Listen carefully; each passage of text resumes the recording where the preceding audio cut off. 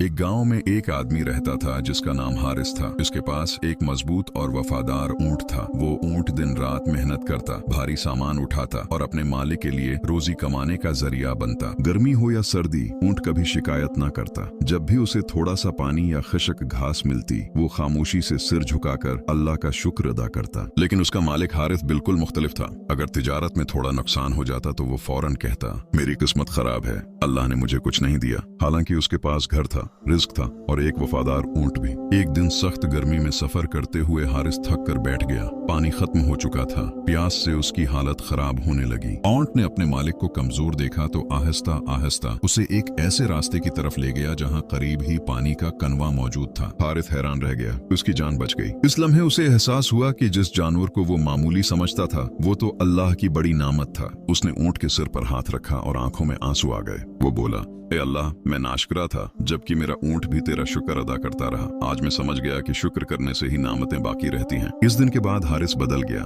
वो हर नामत पर अल्लाह का शुक्र अदा करने लगा और अपने ऊंट के साथ मोहब्बत और नरमी से पेश आने लगा। हमें उस कहानी से ये सबक मिलता है कि जो बंदा अल्लाह का शुक्र अदा करता है, अल्लाह उसकी नामतें बढ़ा देता है। कुरान का पैगाम, अगर तुम शुक्र करोगे तो मैं तुम्हें और ज्यादा दूंगा।